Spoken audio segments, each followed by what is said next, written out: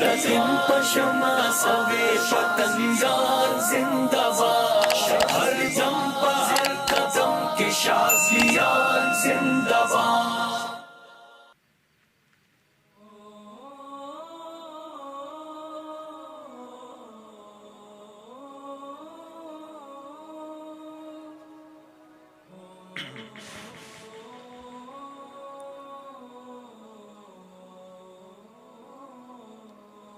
الحمد لله وحده والصلاة والسلام على من لا نبي بعده۔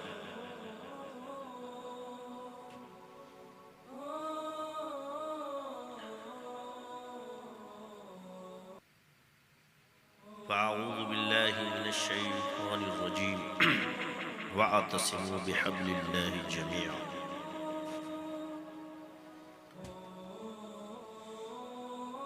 قال النبي صلى الله عليه وسلم الدين النصيحة، أو كما قال عليه الصلاة والسلام۔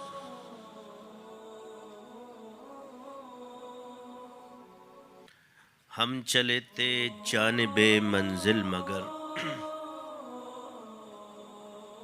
ہم چلے تھے جانب منزل مگر، لوگ آتے رہے قافلہ بنتا رہا۔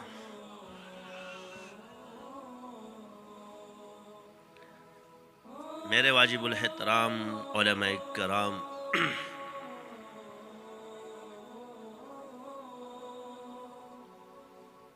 خصوصاً سلسلہ نقشبندیہ شاذلیہ عالیہ کے تمام سالکین متعلقین،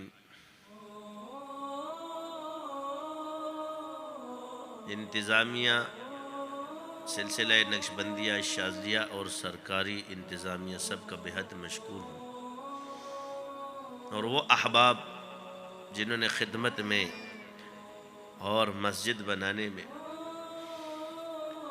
سب نے انتھک محنت کی، اور اس پروگرام میں اللہ ہم سب کی اس عمل کو قبول فرمائے اپنے بارگاہ الہی کے اندر، اور جتنے جملہ مقاصد دنیاوی ہے اس کو بھی پورا فرمائے، اور اخروی فوائد سے ہمیں نوازے۔ کافی ساتھی بیٹھے ہوں گے تو سب کو جگہ تو آگے نہیں مل سکتی، جگہ کم ہو جاتی ہے، کیونکہ عشاق کے سامنے دنیا تنگ ہے، اس کے لیے جتنی بھی وسعت لے آؤ وہ وسعت نہیں آ سکتی، تو دلوں میں کوئی بات نہ رکھے۔ آج کہ اس مبارک محفل میں میں عرض کر رہا ہوں کہ جس سے چاہے اللہ کام لے لے،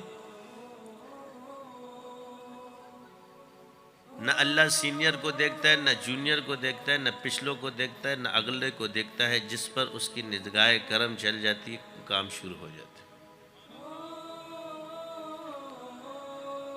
کتنے لوگ ہوں گے جو اپنی جگہ چھوڑ چکے ہیں، میں عرض کرتا ہوں کہ اپنی جگہ مت چھوڑو ورنہ دوسرا لے لے گا۔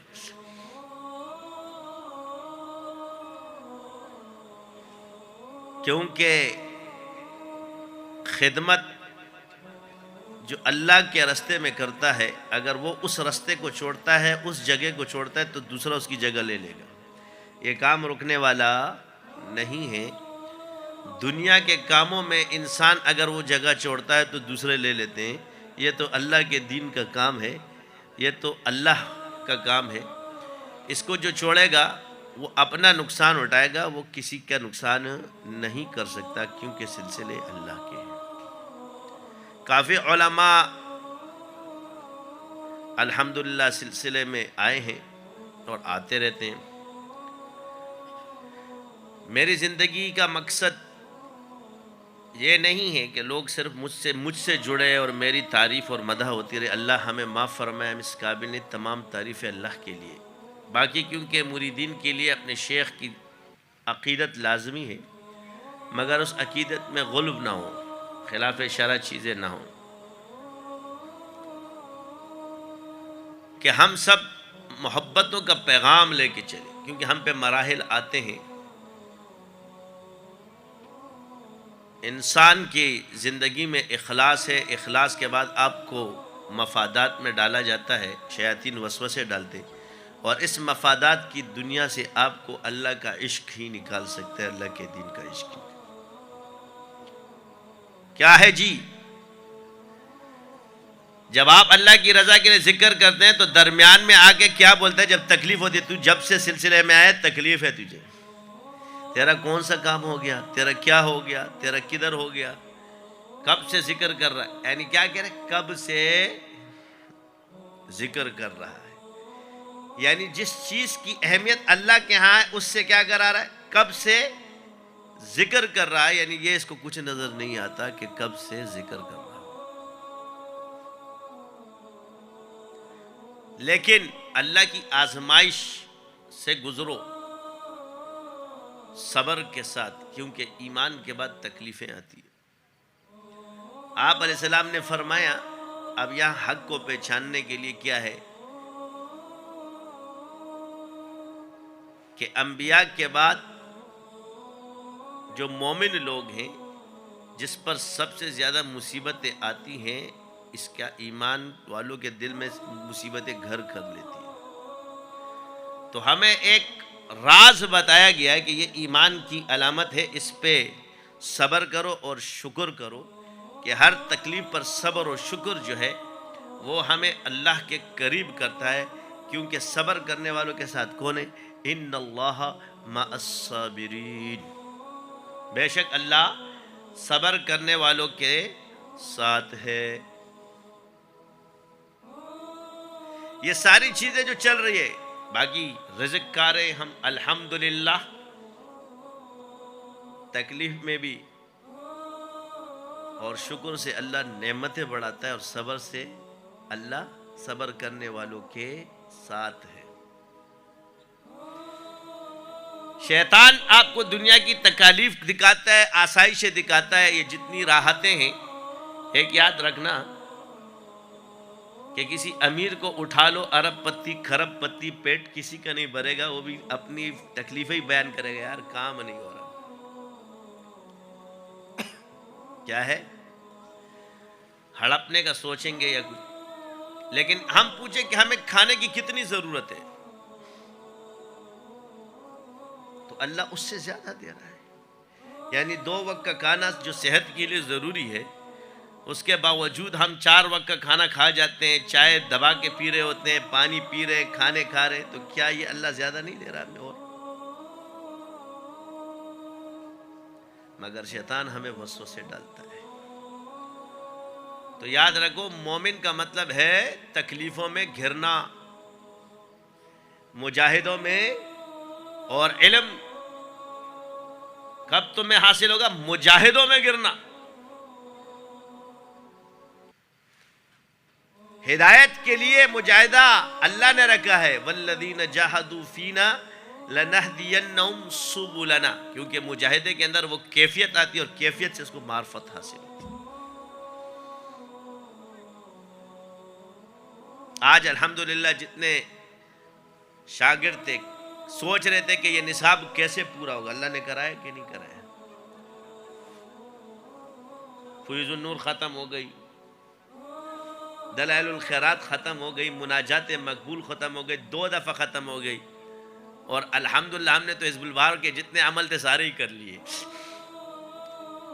365 بھی ہو گیا، 360 بھی ہو گیا، 84 بھی ہو گیا، 12 بھی ہو گیا، اور 1 والا بھی ہو گیا۔ یعنی اتنی مصروفیت میں بھی اللہ نے اس ذکر کو آسان کب کرے گا؟ مجاہدے کے بعد۔ یہی وجہ ہے کہ ہم آپ سے عرض کرتے ہیں کہ ایک لفظ سیکھا ہوا ہے، ایک دفعہ دل سے اللہ کھیلو، 1000 باتوں سے بہتر۔ یہ 1000 مرتبہ پڑھو گے تو دل ایک دفعہ پڑے گا نا، ایسے ہی دل توڑی پڑتا ہے۔ پہلے 1000 مرتبہ اس پہ ضربے لگاؤ گے تو تب دل ایک دفعہ کرے گا، اور میرے بھائیوں میری بات سنو، جس دن دل پڑنا شروع کرنا پہلے تجھے ہارٹ اٹیک محسوس ہوتا ہے، آئی میرے سینے میں درد ہو رہا ہے، میری جان نکل رہی ہے، تب دل پڑنا شروع کرتا ہے. اور پھر جب دل پڑنا شروع کرتا ہے تو پھر زبان ایک دفعہ کہتی ہے اور دل کی تعداد نہ کوئی فرشتہ لکھ سکتا ہے، اللہ اور بندے کا معاملہ ہے. یہ تو ایک لطیفہ ہے. پھر انسان کے جسم میں کتنے لطائف ہے. اب بقول بزرگوں کے 70,000 پردوں میں ایک قلب چھپا ہوا ہے. کیا چھپا ہوا ہے؟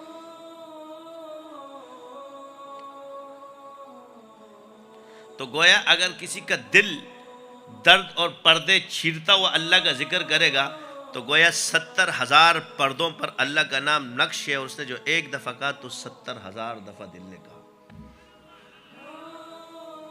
اور عربی میں یاد رکھنا 70 کثرت کے لیے آتا ہے جس کا شمار بھی نہیں ہوتا.